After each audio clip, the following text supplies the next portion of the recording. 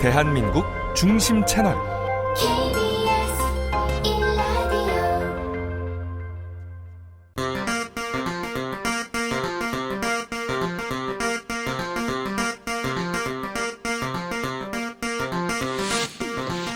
주진우 라이브 스페셜.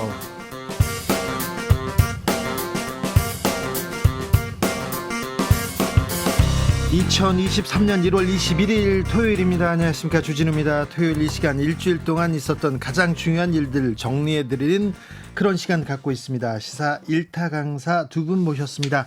양지열 변호사, 박지훈 변호사, 어서 오세요. 네, 안녕하세요. 네, 새해 복 많이 받으십시오. 네, 새해 복 많이 받으십시오.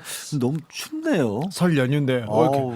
그래도 춥지요. 뭐 이번 넘기고 나면 괜찮아질까요? 괜찮아집니다. 마지막 네. 한파라고 하니까요. 그러니까요. 곧샘 추위가 오겠지만 그래도 이번 추위만 이렇게 넘기면 좀 따뜻해지겠죠. 네, 연휴 좀 잘 보내시고요. 사랑하는 사람들과 가족들과 같이 잘 보내고 계시죠. 네, 잘 지내셔야 돼요. 꼭 이럴 때 또 싸우고 그러면 안 됩니다.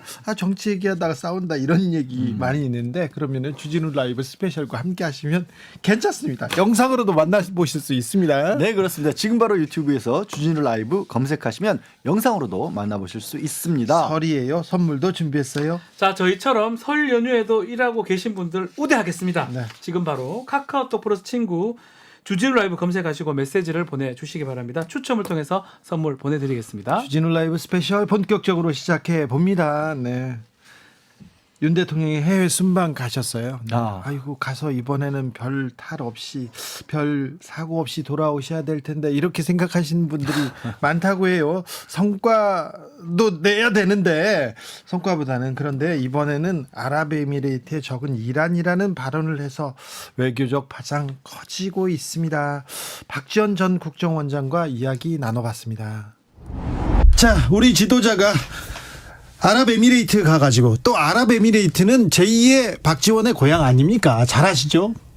아랍에미리트 제 고향은 아니고 아니죠. 제2, 제3 정도 안 됩니까? 그 정도도 아니고 네. 물론 제가 좀 관계이식에 네. 일을 해본 곳인데요. 예.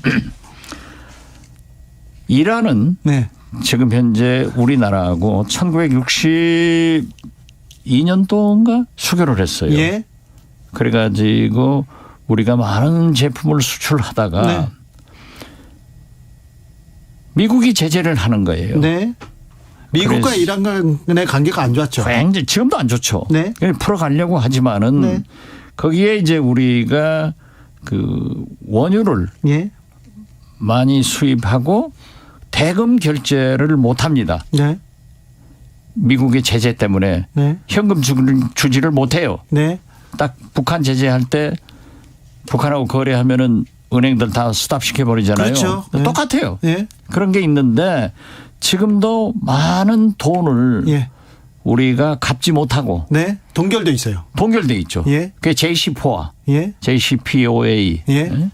이런 게 있는데 지난번에 우리 선박이 납치됐을 때도 엄청나게 고생해서 풀어냈어요. 예. 그런데 엄격하게 말하면은 한국 이란 문제가 아닙니다.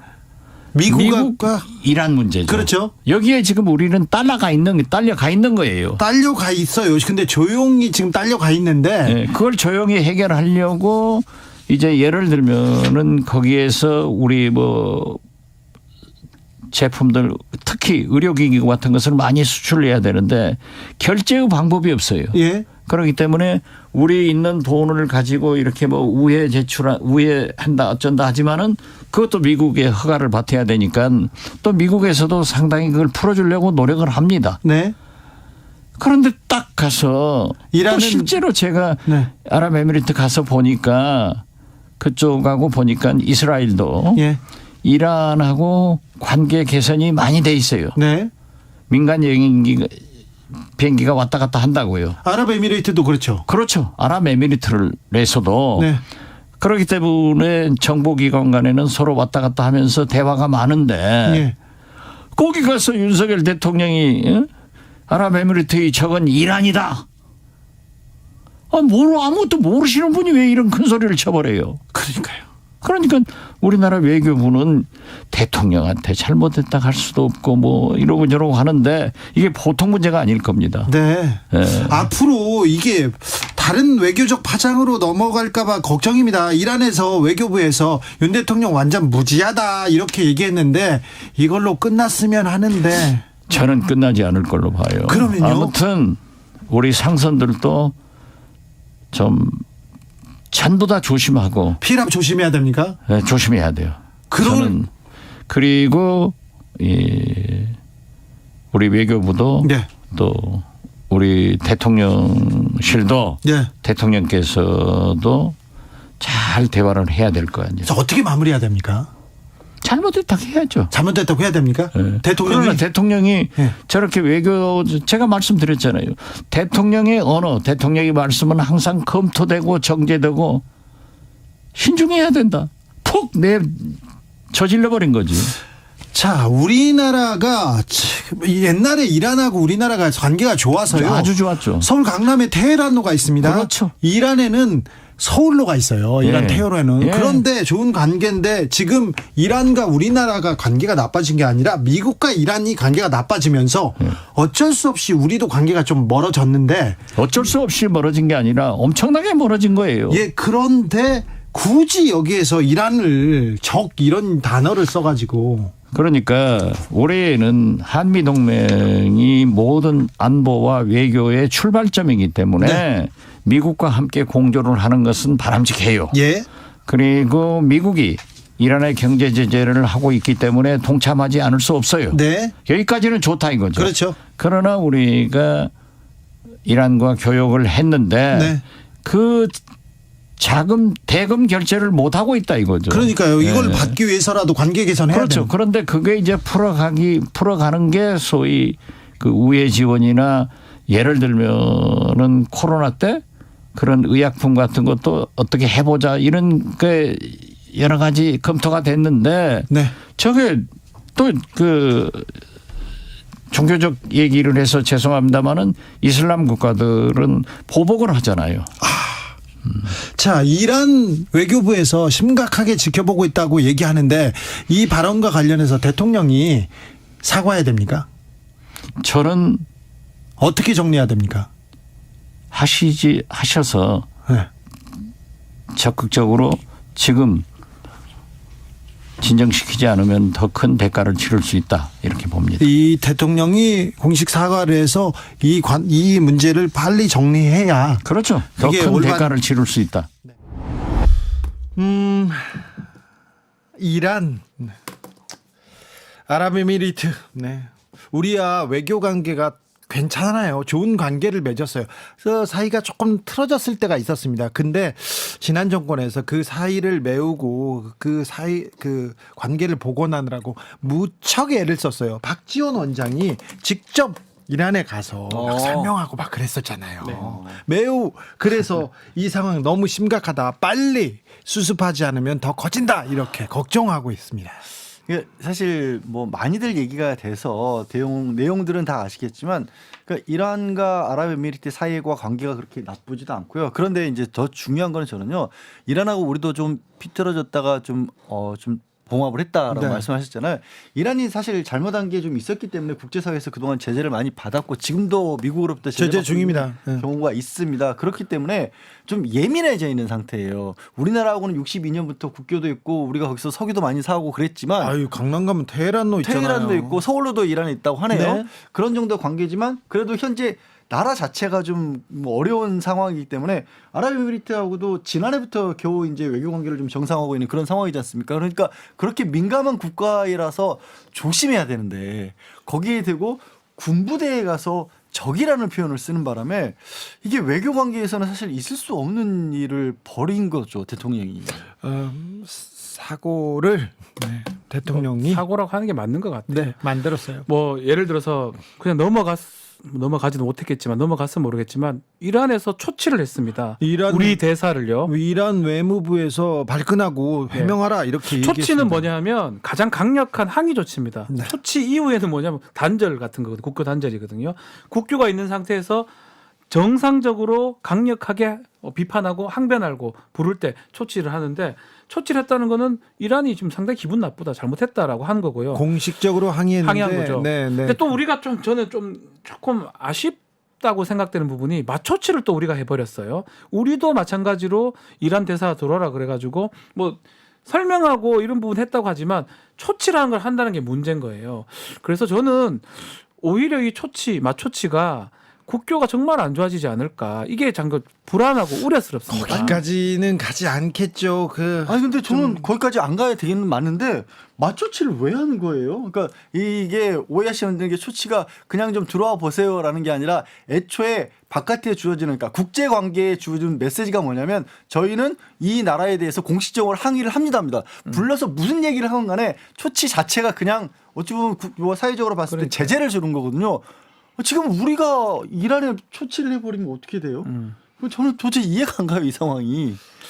그러니까 그런 부분까지 합쳐가지고 사실은 호르무즈 해협이 뭐 그쪽에 많은 원유선 이런 것들이 왔다 갔다 하기도 하고 몇 해 전에는 우리 납포가 상선이 됐었어요. 피랍됐지 근데 않습니까? 실제로 대통령 발언이 이제 안보적으로 위협이 되는 게 지금 해운협회에서 공문을 보냈대요. 호르무즈 해협 갈 때 좀 조심해라.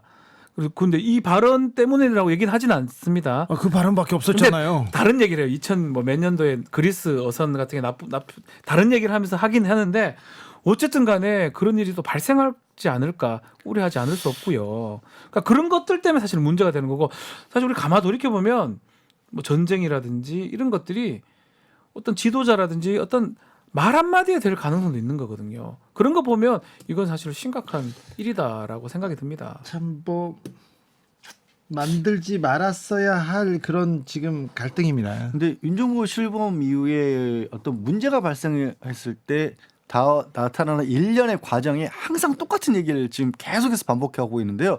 뭔가 문제가 터지면 그 문제도 문제지만 그거를 수습하는 과정이 더 큰 문제를 불러일으키고 있어요. 그렇습니다. 지금 대통령실이 그리고 대통령이 나와서 적극적으로 이렇게 해명하고 빨리 정리하는 게 낫다.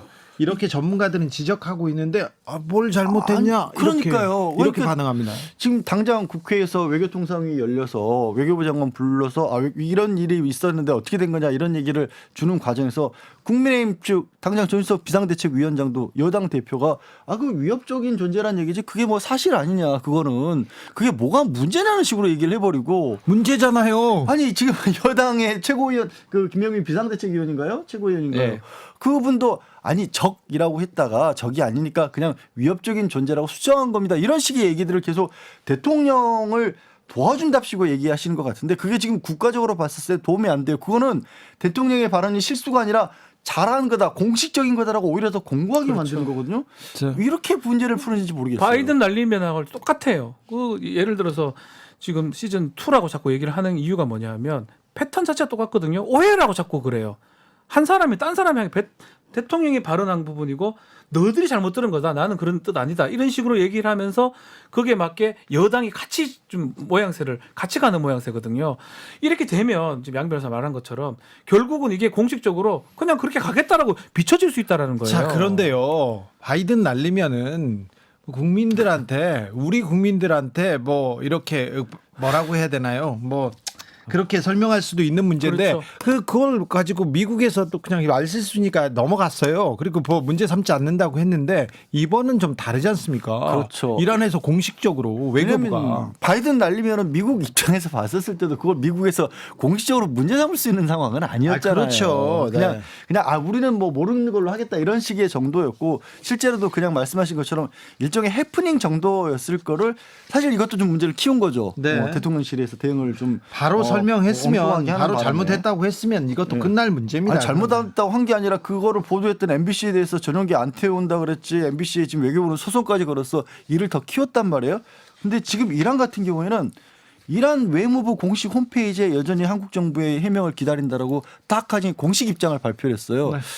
아시겠지만 이란이라는 국가는 국제사회에서 그동안 좀 힘들게 대우를 받았던 이유가 여전히 신정일치 사회이고 국가 지도 체제가 굉장히 좀 권위적인 체제잖아요. 거기다가 군이 혁명 수비대가 있습니다. 막강한 영향력을 이란 미치고 혁명 있어서 수비대가 있어요. 근데 그런 국가에 대해서 적이라는 표현을 했고 그 국가도 적으로 만들었어 갑자기. 외교는 가장 중요한 게 국제사회에서 친구를 많이 만드는 게 외교 아닐까요? 근데 왜 안 해도 될 적을 만들고 계신지.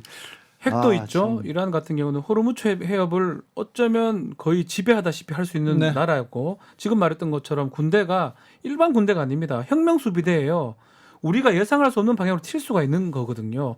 오히려 정말 적이라고 하더라도 적이 아닌 것처럼 얘기해야 되는데도 아닌 걸 갖고 기정사실화한 거 대통령 리더 입에서 나왔기 때문에 이 부분이 가장 문제인 겁니다. 네. 빨리 방향 좀 저는 지금이라도 바꿨으면 뭐 좋겠어요. 늦었다마 정말 미안하다 잘못했다 그냥 좀 격려 차원에서 실수가 됐다 그러면 끝날 일입니다 사실은. 잘못을 사과하는 것은 잘못을 빨리 인정하고 해결하는 것은 또 용기의 한 그렇죠.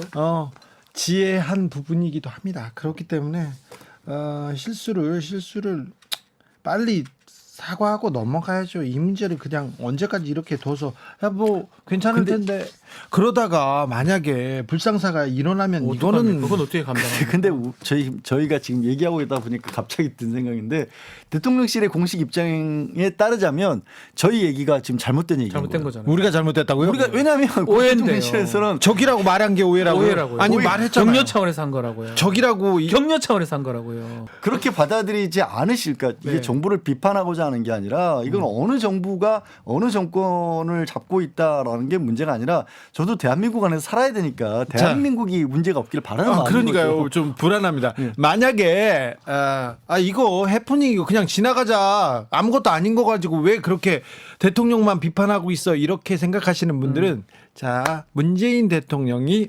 아랍에미레이트에 가서 이런 발언을 했다고 생각해 보세요. 그래서 이란에서 공식적으로 문제 제기하고 나섰다 이렇게 생각해 보시면 네. 답은 나왔죠. 네, 답은 가만히 나왔죠. 있겠습니까? 네. 언론이고 뭐고 가만히 있었겠습니까? 네. 뭐 문재인 대통령이 그런 실수를 하거나 뭐 하지 않았기 때문에 뭐 그렇게 가정하는 거지만 그래 따지고 보면 이 대통령의 발언 매우 중요하고요. 국익하고 직결되기 때문에 지금 우리가 사실 국익을 몇 점 매길 수는 없지만 지금 말한 것처럼 불상사라는 거는 만약에 일어나게 되면 국익에 큰 훼손을 주는 거거든요. 그러니까 지금이라도 사과를 하는 게 저는 맞다 생각이 듭니다. 몇 해 전부터 우리나라의 위상이 국제적으로 어떻게 평가받는지 어떻게 이렇게 대우받고 있는지 우리가 다 증명하고 우리가 다 목도했지 않습니까? 그렇잖아요. 아니, 대통령도 윤석열 대통령도 본인이 직접 그런 얘기를 했었어요. 해외 무대 나가봤더니 다른 나라 정상들이 먼저 와서 막 BTS 얘기하고 그러더라. 우리나라 위상 굉장히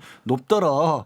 본인도 얘기를 하셨거든요. 자, 그런데 그 이후에 계속 외교적으로 성과까지는 아니더라도 참사라는 얘기가 나오고 사고, 해프닝 이런 단어가 계속 나오고 있습니다. 이거 대통령실에서 그리고 외교부에서 각별하게 좀 신경 쓰셔야 됩니다. 어떻게 적어줬고 어떻게 알려줬으면 이런 얘기가 나왔는지. 그렇죠. 이거는 제 보고를 다 해서 이란하고 뭐 UAE 관계 다 보고하고 아는 상태에서 가야 되는 거거든요. 그리고 브리핑을 했을 거 아니에요. 했어야 되죠. 했어야 네. 되고 그러니까 뭐가 문제가 되는지 알 수는 없지만 어쨌든 간에 외교 라인도 문제가 되는 거고 대통령 본인이 스스로 막 했다 그러면 또 그것도 문제가 되는 거고 네. 어쨌든 재발해서는 절대 안 되는 상황입니다. 뭐 대통령실이 됐든 외교부가 됐든지 간에 대통령에게 진언을 하는 사람들이 좀 없어 보여요. 그러니까 계속 문제가 생겼을 때 이 부분은 진짜 방향이 이렇게 가면 안 됩니다라는 식의 고언을 드릴 수 있는 사람이 없기 때문에 네. 계속 잘못된 방향이 됐는데도 대통령도 다른 생각을 못 하시는 게 아닌가 그 싶어요. 이후에 대통령 홍보수석실에서 이렇게 판단하고 대국민 메시지를 내는 걸 보면 굉장히 심각합니다. 그 무능하다 이렇게 비판이 계속 나오고 있다는 것도 유념해 주시기 바랍니다. 고쳐야죠. 잘해야죠. 국민들을 안정시켜야 될 거 아닙니까? 자, 그런데요. 해외 순방 뉴스가 원래 대통령이 해외 순방 가면 순방의 성과를 가지고 이렇게 대국민 홍보를 하면서 정권의 지지 이 좀 기반을 닦는 거 아닙니까? 네. 그런데 하나도 보이지 않습니다. 국민의힘에서 내전 같은 내분이 계속되고 있습니다. 나경원 견제 계속 이어지고 있는데 대통령실에서 이렇게 열심히 여당의 한 중진 정치인을 이렇게 공격하는 경우를 봤나 이렇게 생각했더니 초선 의원들이 또 집단 성명까지 냈어요. 그런데 초선 의원인데 연락을 받지 못했다는 허은하 의원 그리고 허은하 의원한테 어떤 얘기가 있었는지 국민의힘은 어떻게 돌아가는지 물어봤습니다. 허은하 의원께서는 저 초선 의원들 성명에 이름 안 올리셨더라고요. 네, 그렇습니다. 네. 근데 나중에 막 들었어요. 허은하 의원한테는 연락이 안 왔다고요? 네, 연락을 못 받았고, 그리고 또 초선 의원들만의 그 단톡이 있지 네. 않습니까? 근데 거기에도 사실은 내용이 없었기 때문에 전혀 모르고 있다가. 그럼 허은하 의원 빼고 이렇게 다른 데다가 이렇게 모아가지고. 개인적으로 이렇게 연락들을 하신 것 같습니다. 김웅 의원도 뭐 연락을 그래서 못 제가 혹시나 해서 김웅 의원한테 전화를 했더니 네. 역시나 못 받으셨더라고요. 아니 허은하 의원은 당 대변인이었고 당 어려울 때 이렇게 당을 지키는 그 기둥 같은 분이었는데, 그리고 뭐라고 해야 되나, 또 가운데서 가장 크게 목소리를 내던 분인데 서운하겠는데요? 네, 좀 서운했고 걱정이 좀 되더라고요. 걱정되네요. 어떠한 이렇게 집단적인 행동들에 있어서도 어떠한 차별이 있는 거 아니겠습니까? 네. 이건 명백한 줄 세우기고. 네. 그리고 이 부분에 대해서 어떠한 명분을 얻으려고 할까라는 걱정도 좀 됐고요. 예. 네, 지금 현재 15분에서 좀 한 13분 정도로 줄은 것 같은데, 사인 안 한 분들이. 아 그래요? 네, 네, 그분들도 또한 고민하고 계시는 거잖아요. 용기 내서 참여하지 않으신 거고. 그렇죠. 용기가 필요하네요. 네. 사인하는데도. 그리고 또 참여하신 분들도 솔직히 하고 싶어서 했다라고 당당하게 말씀하시는 분들의 숫자가 얼마나 될까 하는 생각도 좀 들고요. 아, 이런 것은 좀 정치적인 폭력이다. 그래서 저는 어떤 권력을 향해서 이렇게 집단적 행동을 하는데 초선들이 나설 필요가 있었을까라는 생각을 합니다. 초선 의원들이 나서서 한 당의 중진을 이렇게 집단적으로 이렇게 공격하는 형식, 비토하는 형식으로 이렇게 성명서를 낸다. 이건 좀 찾아보기 힘든 예였던 것 같아요. 네, 뭐 중진이 합당하지 못한 이야기를 하면 저희가 비판할 수는 있다고 생각합니다. 네네네. 하지만 이런 상황은 좀 아닌 것 같다라는 생각이 들고요. 또 그리고 나경원 전 대표 같은 경우는 제가 뭐 지지하지는 않습니다만 그래도 우리 당의 소중한 자산 아니겠습니까? 근데 지금 소중한 자산들을 몇 명까지 지금 그 나락으로 보내시려고 하시는 건지 하는 생각이 들고요. 나경원 네. 전 의원은 그 국민의힘 이전에도 이 새누리당, 신한국당 계속 이 당의 주류로 왕성한 활동을 하시던 분인데. 그죠. 엄청나게 추켜 세웠잖아요. 예. 예. 그리고 그러다가 갑자기 이렇게 하는 건 좀 정치적인 사기 같아요. 아니 왜 그럴까요? 이분이 반윤입니까? 반윤은 사실 아니죠. 아니죠. 누가 봐도 반윤은 아닙니다. 그러나 네. 반윤 프레임에 갇혔죠. 그리고 어쩔 수 없이 지금은 반윤이 되어야 되나 뭐 이런 고민을 하실 것 같은데 스스로는 인정하시지 않는 것 같고요. 반윤이 되어야만 원하는 대표가 당선될 거라고 생각하시나 봅니다. 주류에 계신 분들. 네, 이분은 뭐 윤석열 대통령하고 대학 시절부터 가깝고 또 사적 인연 중시하는 대통령과 오랫동안 가깝고 남편분도 가깝다고 얘기를 들었는데 네. 갑자기 반윤이 됐어요. 그런데요, 이준석 전 대표도 그랬던 것 같고, 그 다음에 유승민, 그 다음에 나경원, 그 다음에 또 누가 또 이렇게 다른 당권 후보가 부상하면 또 그 사람한테 또 달려갈 거 아니에요. 그 사람한테요? 네. 왜, 뭘 하기 위해서요? 몰라요. 그런데 이거 좀 국민의힘 내부에서 윤핵관이 아니면 윤 대통령의 눈밖에 나면 좀 이거 어려워지는 거 아니냐 이런 생각을 할 수도 있겠습니다. 윤 대통령이 눈밖에 나면은 어려워질 것이다라고 생각할 수는 있죠. 왜냐하면 지금 대통령이 되신 지 얼마 안 됐으니까. 하지만 그게 문제가 아니라 윤핵관의 눈에 들지 않으면 큰일 날 것 같다라고 네. 생각하는 게 문제인 거죠. 그렇죠. 네, 윤핵관이라는 분들이 정말 계신지에 대한 것, 그분들이 진짜 친윤이고 윤심을 얻은 건지, 지금 이게 정말로 나라를 위해서 움직이고 계시는 중진이신 건지 지도부인 건지 저는 정말 부끄럽다라는 말씀을 자꾸 드리게 되는데. 국민의힘 내부에서도 이렇게 좀 우려하는 시각이 있습니다. 이런 목소리 계속 나오는데 네. 어제는 초선 의원, 오늘은 재선 의원 움직인다 이런 얘기도 나오는데 그렇습니까? 네, 재선 의원들도 말씀들이 있는데 지금은 일단 정지. 네. 좀 더 지켜보시겠다라는 입장인 것 같고요. 움직이지 않으셨으면 좋겠습니다. 이렇게 내몰아치기는 더 이상 해서는 안 된다라는 생각입니다. 대통령실에서 이렇게 정치적인 현안에 그것도 여당이 한 사람을 이렇게 공개 반박하고 면박을 주는 이런 일은 또 찾아보기 힘들었는데 대통령 실장까지 나오는 거 이거는 어떻게 보셨어요? 그러니까 이렇게 누군가 비토하는 일에 줄 세우는 듯이 내모는 것 같은 것을 대통령실도 당에서도 해서는 안 되는 거죠. 네. 예, 그래서 이거는 좀 잘못된 생각을 갖고 계신 것 같다라고 국민들 모두 생각하실 것 같아요. 네. 근데 허은하 의원님께서 소신대로 지금 다 맞는 말씀인 것 같은데 상식적인 말인 것 같은데 이런 상식적인 말을 하는 거에도 굉장히 큰 용기가 필요할 것 같아요. 상당히 용기가 필요합니다. 네. 제가 발언하는 것을 듣고 이젠 또 나에게 어떤 공격들이 들어올까라는 생각을 합니다만. 그러니까요. 예, 그래도 저는 얘기해야 된다고 생각합니다. 옳은 거는 옳다, 그른 네. 것은 그르다. 합리적인 비판을 할 줄 아는 사람.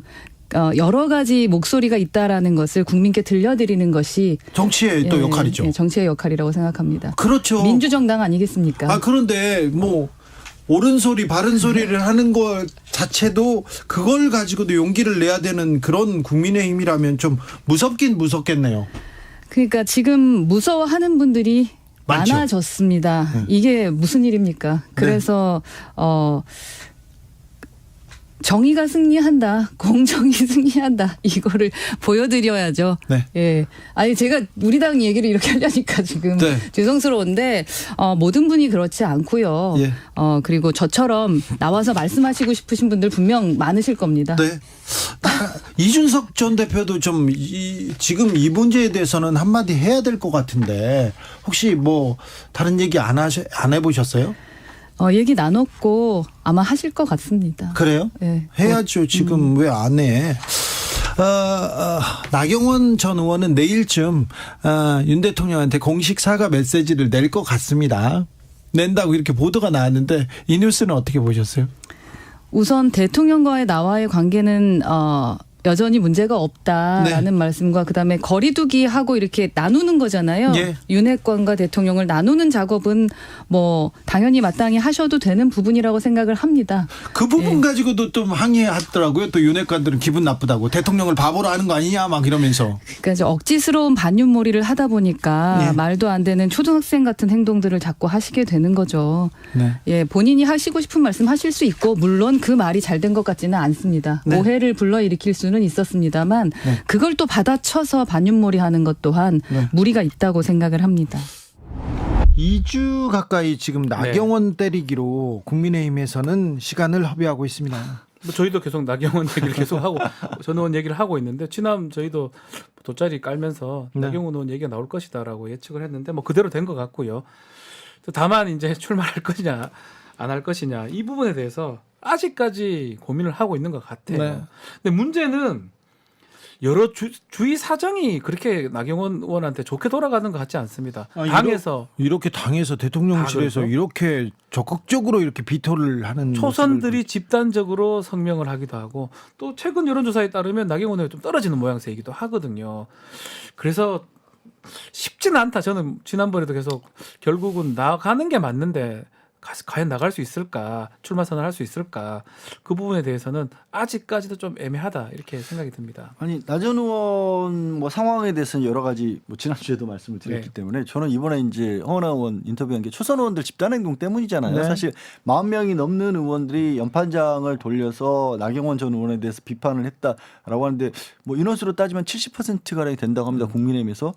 이렇게까지 해야 할까요? 저는 초선 의원들이 과거의 어떤 여의도 정치권을 보면 뭔가 당 내에서 좀 새로운 목소리, 우리 당이 이렇게 변해야 합니다. 우리 당이 구태에 있어서 뭐 대통령실이라든가 아니면 그 지도부가 좀 잘못하고 있습니다. 이런 거 할 때 초선 의원들이 연판장 돌려서 목소리 내는 건 봤는데 대통령실에서 수직으로 꽂힌 것처럼 보이는 상황에서 초선 의원들이 앞장서는 경우는 처음 봤어요. 국민의힘에선 초선 의원들이 목소리 내는 것도 좀 드물죠. 아, 그런가요? 근데 목소리를 내는 게 꼭 이런 식으로 목소리를 내야 했을까? 어찌 보면 아니. 반대로 좀 대통령실에서 나경원 전 의원에 대해서 이렇게 나왔을 때 여의도와 지금 대통령실은 분리돼야 되는 거 아니냐 이렇게까지 너무 뭐 대놓고 지금 과거에 중진 의원을 이렇게까지 정치적으로 후세에 모는 건 온당하지 못하다는 얘기가 나왔으면 저는 차라리 뭐 그럴 수 있겠다 그렇죠. 싶은데 국민들도 끄덕끄덕했겠죠. 근데 그렇게 빠져 나오는 거는 뭐 사실 문제가 없는 초선 거죠. 의원들이 예. 나서서 나경원 전 의원 왜 이러십니까 이러니까 이건 뭐지? 아니 싶은 근데 거예요. 이건 뭐진데 근데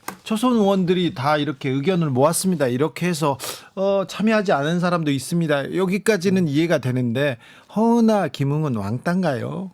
그런 것 같아요. 네. 아니 초등학교에서도 연락도 못 이러면 안 돼요. 반장 연락도 못 뽑을 때 연락도 못 받았어요. 반장 뽑을 때 너는 안 돼. 이렇게 좀 이게 뭔가요? 아 그렇네. 그러고 보니까 그 약간은 아예 연락을 안 했다라는 거 가장 아니에요? 문제가 지금 결국은 이 조선 성명을 보면서 느끼는 게 공천 움직임이 지금 벌써부터 시작이 됐구나. 아 이거 또 무섭지요. 예, 공천을 받을 수 있는 사람들은 전화를 하는 거고 공천이 어렵다 싶으면 또 전화가 안 되기도 하고 공천에 대한 물밑 움직임도 계속 일어나는 것 같습니다. 또 지금 이른바 나경원 쪽 의원들이라고 불리는 사람들 또 유승민 쪽 의원들을 불리는 사람들도 지금 가입한 모양새거든요. 옛날 같으면 절대 성명하지 않았던 분들도 지금 똑같은 목소리를 내는 거 봤을 때는 벌써 국민의힘은 전당대기 전이지만 총선으로 좀 들어갔다. 모든 의원들이 다음에 내가 공천을 받을 수 있냐 없느냐 여기에 포인트가 맞춰져 있는 것 같습니다. 지금 뭐 아닌 게 아니라 여의도 찌라시에는 이미 당협위원장들 구도가 다 명단이 좀 돌고 있잖아요. 심지어 이제 나경원 전 의원 지역구에 관련된 그런 그렇죠. 얘기까지도 돌고 있어서 YS의 손자 얘기가 손자가 나오죠. 나온다. 뭐 그런 얘기도 나오더라고요. 네. 근데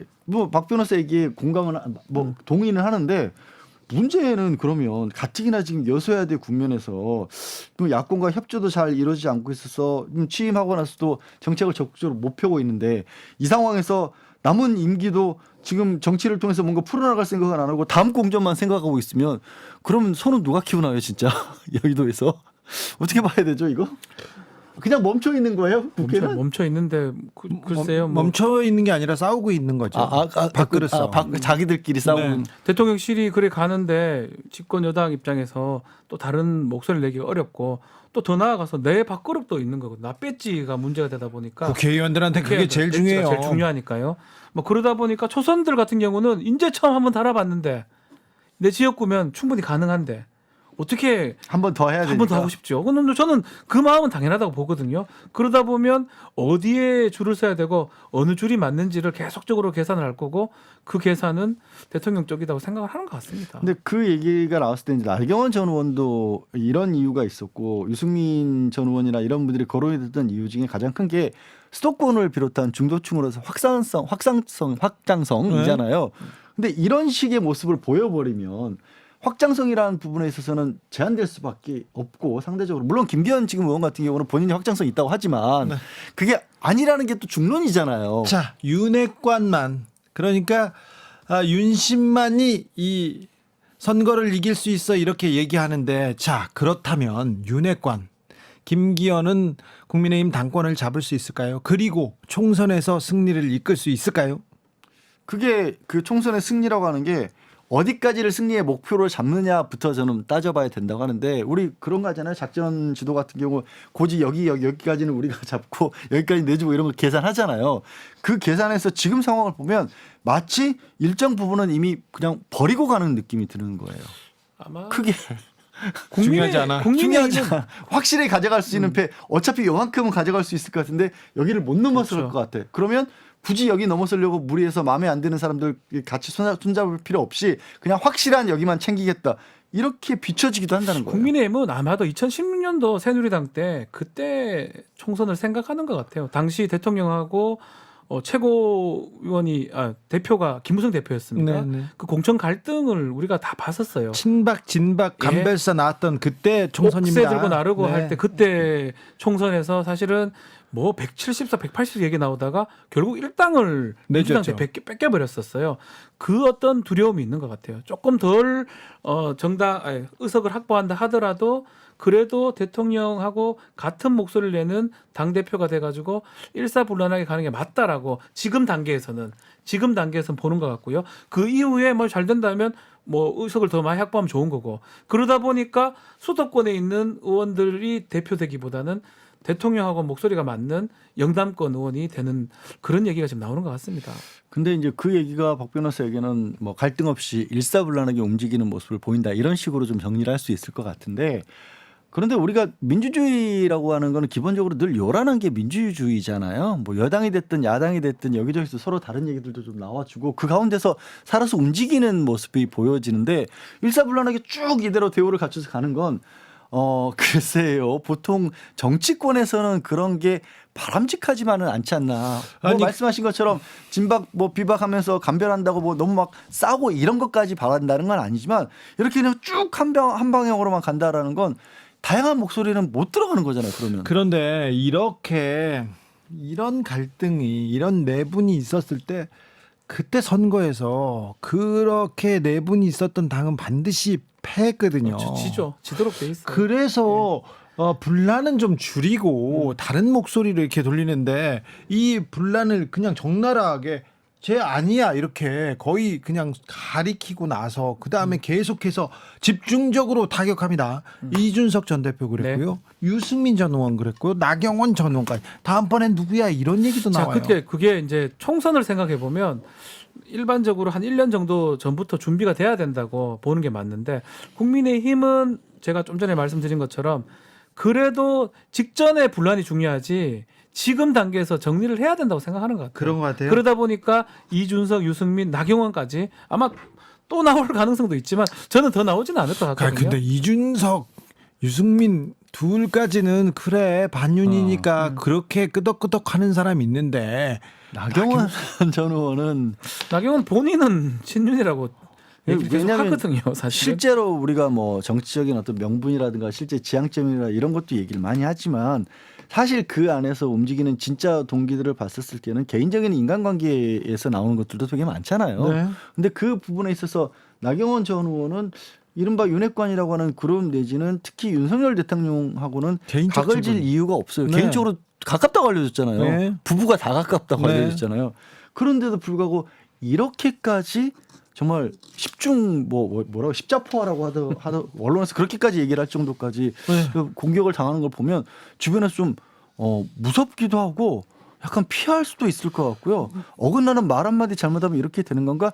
아니면 나경원 의원만 저렇게 하는 특별한 이유는 없을까?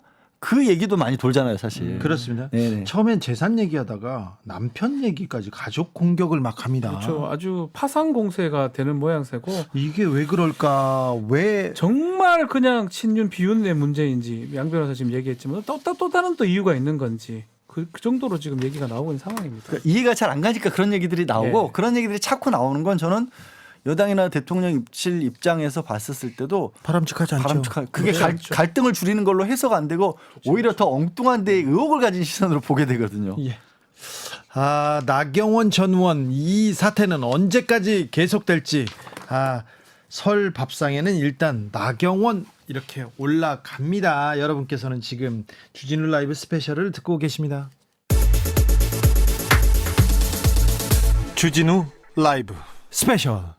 대통령 순방은 뉴스가 되지 않고 나경원 이 분란만 이렇게 계속 관심을 끕니다. 정치 뉴스의 탑을 계속 차지하고 있는데 또 이 뉴스가 올라왔습니다. 검찰이 이재명 민주당 대표 출석하라 두 번째 소환장을 보냈습니다. 민주당은 어떤 입장인지 정성호 의원에게 들어봤습니다. 검찰 조사 엿새 만에 또 소환 통보 했습니다. 법률가신데 이거 어떻게 보십니까? 뭐 설 이후에 좀 소환한다고 얘기하는데요. 네. 결국 뭐 설 밥상 위에 설 차례상 위에 이재명 올려놓겠다고 하는 뭐 그런 의미 아니겠습니까? 그러게요. 네, 뭐 지금 뭐 어쨌든 소환이 시기를 딱 보면 말입니다. 네.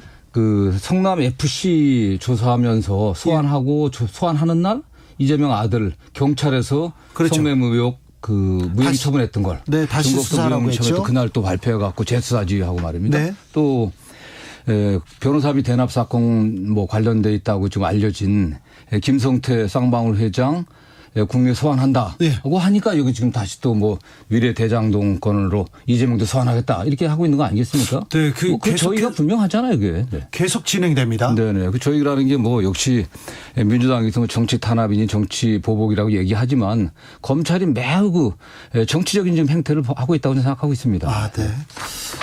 한동훈 법무부 장관은 표적 수사 아니다. 네. 조폭 배후 수사는 검사의 의무다. 이렇게 얘기하던데요. 그럼 뭐 이재명 지금 저 대표가 조폭의 배우입니까?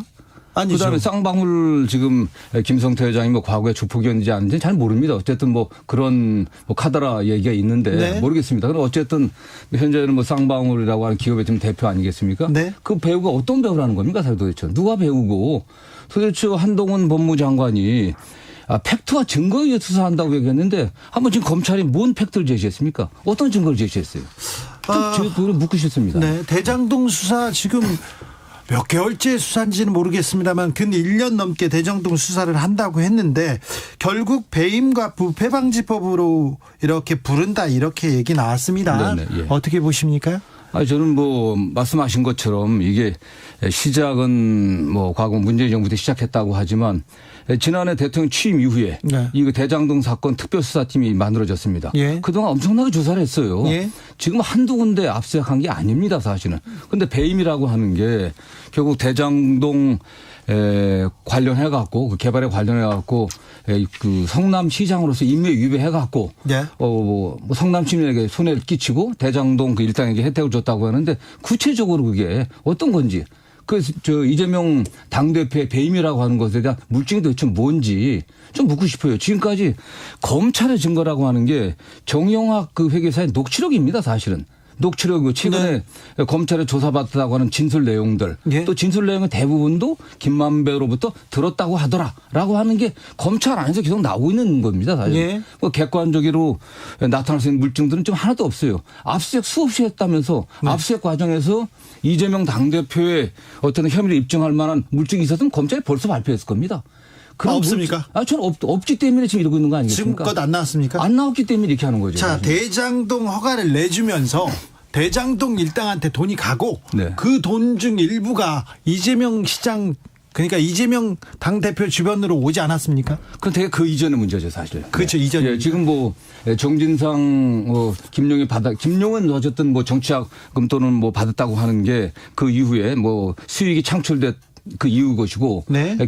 정진상은 그 이전에 사실은 돈이고요, 사실은요. 그렇기 때문에 대장동 개발 이익이 지금 나와 갖고서 이재명의 측근들까지 갔다고 하는 증거는 지금 나오질 않았어요. 인물은 일부 지금 뭐 어쨌든 뭐 뇌물이라든가 네. 또는 정치항법 위반으로 또 네. 지금 뭐 일부 기소되어 있지만 네. 오히려 대장동에서 만들어진 수익이 흘러간 것은 다른 데 지금 나오고 있는 거 아닙니까? 그게 대표적인 게 50억 클럽이잖아요. 예. 그 곽상도 의원의 아들을 통해서 50억 받았다는 거. 네. 박영수 전 특검의 친인척에게 지금 처음에 뭐 100억대 했다가 130억대. 지금 네. 그런 거 드러나고 있지 않습니까? 네. 또 오히려 그리고 윤석열 대통령의 그 아버지 집을 갖다가 예. 김만배 그 누이가 산 거 아닙니까? 예. 그런 돈들이 다 어디서 나왔겠습니까? 그럼 하나 조사하고 있지 않잖아요.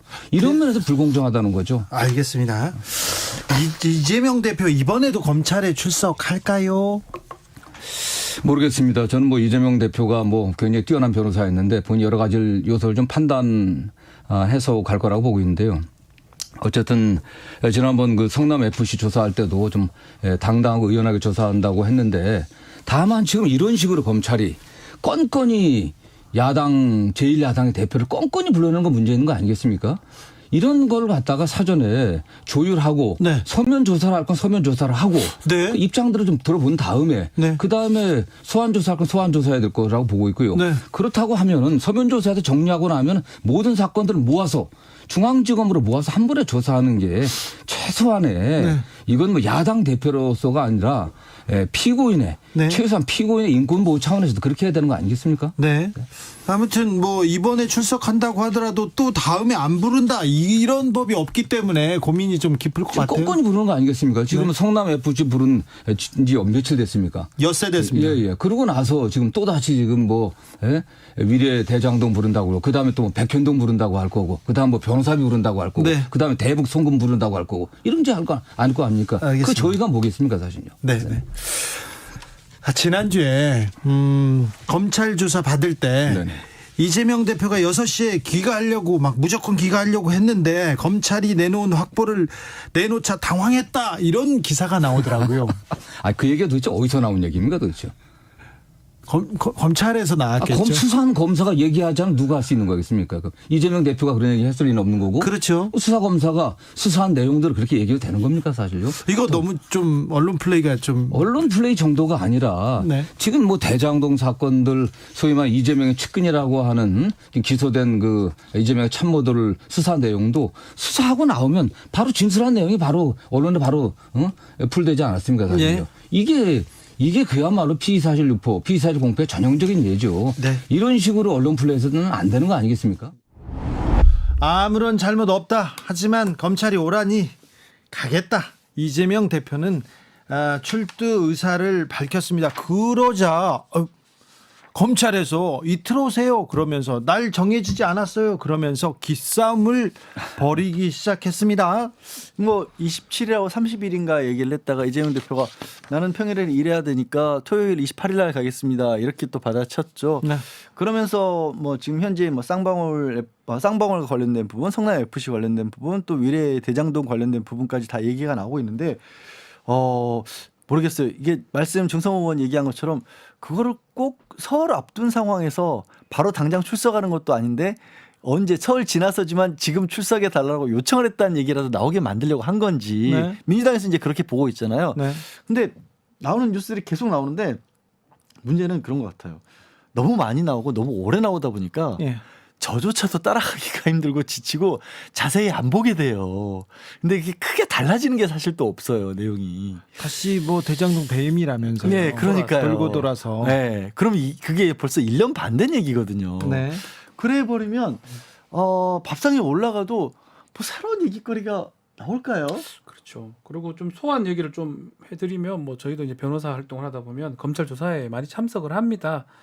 조율을 하죠. 네. 변호사가 있으면요. 네. 근데 이거를 저는 이제 이거 좀 이해할 수 없는 부분이 서로 공개가 되는 모양새예요. 그러니까 서로 언론을 통해서 공개해요. 또 좀 사실은 어디가 잘못된 건지 또 검찰 입장에서는 이재명 대표가 28일 날 나 평일 날 못 탄다. 토요일 날 가서 받겠다라고 하니까 언제 그런 얘기 했냐고 이틀 받아야 된다. 10시 반에 하고 9시 반에 오라. 뭐 이런 얘기까지 지금 계속 얘기가 되고 있는데 사실은 저는 좀 그게 어색합니다. 왜냐하면 당대표이기도 하고 검찰에서 부를 때 그런 걸 다 조율을 하거든요. 그렇죠. 근데 서로 공개하는 모양새가 기싸움 같아요. 기싸움 같습니다. 기싸움 같고 언론에 이런 것들을 받아쓰기 좋게 지금 하는 걸로 보이고요. 마찬가지로 사건 보면 성남 FC 나오기 전에 어떤 일이 있었냐면 사실은 대장동 사건들이 계속 주목을 받았습니다. 네. 근데 김만배 씨가 말을 닫아버린 이유는 막혀버리고 그러면서 성남 FC 그 이후에 소환 조사 받았고요. 그러고 또 김성태 지금 돌아서 구속영장이 발부됐죠. 근데 다시 또 대장동 위례 쪽으로 가거든요. 근데 내용은 뭐냐면 자금 뭐 뇌물 이게 아니고 배임죄입니다. 결국 양 변호사 얘기한 것처럼 수사가 엄청 이렇게 발전해서 뭔가 있다기보다는 약간 돌아가는 느낌이 좀 계속 듭니다. 보도상으로 봤을 때도 새로운 게 뭔가 나왔다기보다는 이제껏 보도된 내용에서 거의 같이 움직이는 것 같아요. 그런데 해외 도피를 하다가 태국에서 체포된 쌍방울 김성태 전 회장이 구속됐습니다. 그래서 변수가 될 것이다 이런 보도도 많이 나오던데 어떻습니까? 일단 김성태 전 회장 같은 경우 받고 있는 의혹이 이제 쌍방울 그룹을 움직이는 과정에서 배임 액수는 그러니까 검찰이 지금 보고 있는 혐의로는 액수만 따지면 굉장히 많아 보여요. 한 4,500억 원의 배임을 했다라는 것이고 그거를 배임하는 과정에서 회사 돈도 상당 부분 횡령을 했고 그리고 이제 북한에 대북 송금도 불법적으로 했다라는 거 그리고 뭐 이재명 대표와 연결된 부분이라고 보지만 이화영 전 그 경기도 부지사 경기부지사에게 뇌물을 줬다 이런 정도 혐의들인데 변호사비 대납 같은 경우는 사건화는 안 됐어요. 의혹은 굉장히 많이 있지만 영장 청구할 때도 그 부분이 뭐 제3자 뇌물 공여 이런 식으로 횡령으로 들어가지는 구속됐어요. 네. 그렇지만 배임 횡령하면 배임 횡령한 건 돈을 빼돌렸다는 거잖아요, 쉽게. 그리고 보통 기업에서 돈을 빼돌렸을 때는 그 오너가 그걸 이제 정치권에 가져다 주는 모습들을 굉장히 많이 봤잖아요. 예. 그래서 그쪽으로 수사를 하려고 그쪽을 볼 수도 있는 거고 아니면 국민들이 바라봤을 때 뭐 지금 가뜩이나 변호사비 얘기가 많이 나왔으니까 횡령배임 했다니까 뭐 영장에는 안 들어가 있어도 그런 건가 보다 하고 인식을 줄 수도 있고 그런 여러 가지 그 포섭이 들어가 있는 게 아닌가 싶어요. 그러니까 사실은 김성태 하면 변호사비 대납, 쌍방울 변호사비 대납 이렇게 연결이 돼 있는데 그 부분이 지금 빠져 있거든요. 아직 그 부분은 뭐 저 그리고 수사- 보도를 보면 언론 보도가 사실은 검찰보다 어쩌면 좀 더 빨리 진행이 되고 있는데 보도에 진전 사항이 사실 없어 보입니다.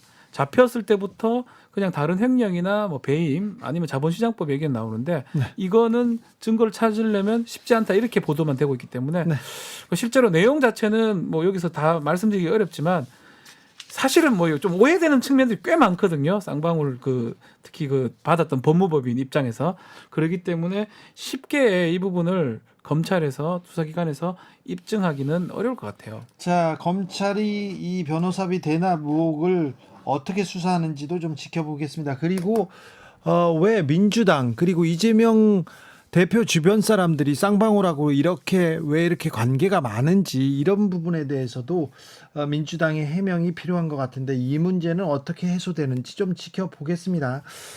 아무튼 김성태 전 회장은 배임 횡령, 회사 돈을 빼돌린 혐의로 구속됐고 아직은 이재명 대표와 아무런 관계가 없다고 나왔어요. 뭐 통화한 적은 있다고 아니 그것도 본인께서 확실하진 않아요. 확실하지 않아요. 그게 김성태인지는 모르겠는데 누가 술 먹자 술자리에서 전화를 바꿔준 적은 있는데 그거 모르겠다. 네. 이 부분도 어떻게 되는지 지켜보겠습니다. 김성태 전 회장 그리고 이재명 대표는 우린 일면식도 없고 전화한 적도 없다.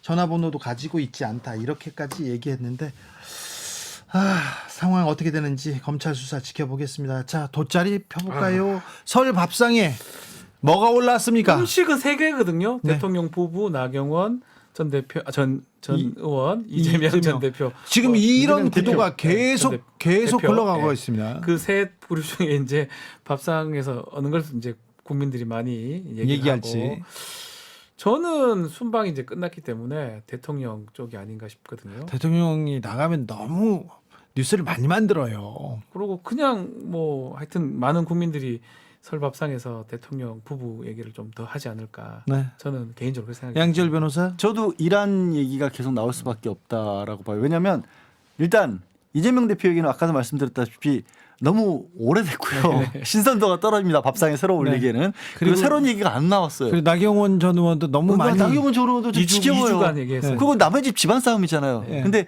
이란 얘기는 소재 자체가 안 좋은 쪽이지만 선도가 있어요. 그렇죠. 신선도. 네. 그래도 대통령과 정부 여당한테는 이게 플러스 되는 쪽은 아니네요. 아니 그래서 아까 저희가 계속 말씀드렸던 게 빨리 정리를 했었어야 되는 거예요. 네. 연휴 들어오기 전에 정리를 했어야 되는데 정리를 못하고 안 하고 지금 연휴에 들어가 버린 거예요. 그렇군요. 네. 순방의 성과를 좀 얘기하기에 앞서 이란 얘기가 계속 나오고 있어서 대통령실 그리고 대통령은 이 부분에 대해서도 고민해야 될 것 같습니다. 주진우 라이브 스페셜 여기서 인사드리겠습니다. 양지열 변호사, 박주인 변호사 연휴인데도 설날 연휴인데도 감사합니다. 네, 고맙습니다. 네. 네, 새해 복 많이 받으십시오. 설 잘 보내십시오. 잘 네, 새해 보내십시오. 복 많이 받으세요. 어떻게 보내실 거예요? 잘 쉬어야죠. 가족들과 뭐. 함께. 예. 가족들과 함께 확실합니까? 예, 그렇게 보낼 방송 출연할 거죠. 방송 안 합니다. 네. 알겠습니다. 주진우 라이브 스페셜 여기서 마치겠습니다. 저는 다음 주 월요일 오후 5시 5분에 생방송으로 들어옵니다. 우리는요, 빨간 날도요, 생방해요. 연휴 때 일하시는 분들 때문에 저희가 편안하게 연휴 보내고 있습니다. 감사하다는 말 특별히 다시 전합니다. 지금까지 주진우였습니다. 새해 복 많이 받으십시오.